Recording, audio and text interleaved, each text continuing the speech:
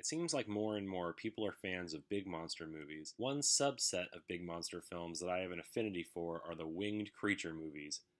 Even though these films are B movies, there's something about the idea of a winged monster that's so much more exciting and terrifying than their terrestrial counterparts. Here's a small collection of those films that I enjoy.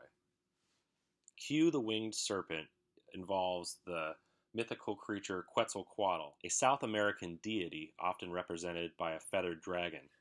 In Q, the serpent has set up camp at the top of the Chrysler Building in New York City and is attacking random civilians, swooping out of the sky and capturing them in its claws, sometimes dripping blood on the people below.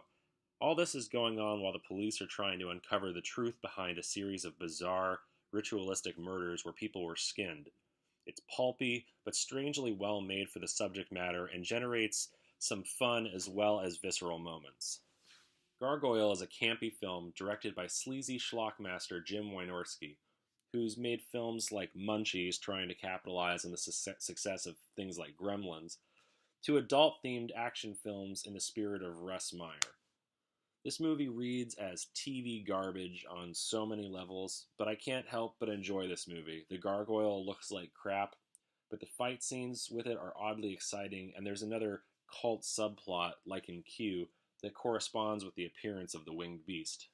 Night Flyer is a really unappreciated piece of cult cinema. The story is by Stephen King, and it stars Miguel Ferrer, who I'm sure you've seen in something like Twin Peaks or RoboCop.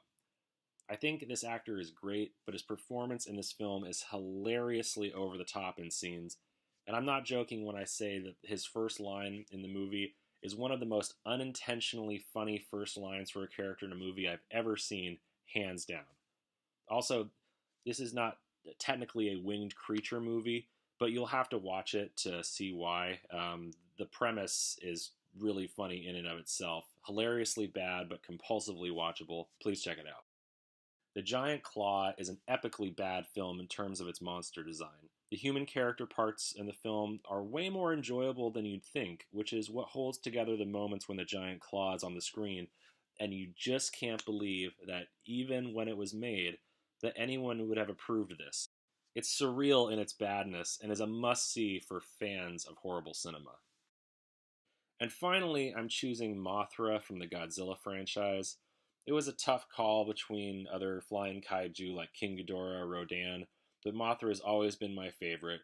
She's so chill compared to the other monsters and appears to do quite a lot with very little, even if it's not always very realistic. Also, I just like how fuzzy she is in some of the renditions. She just looks cuddly.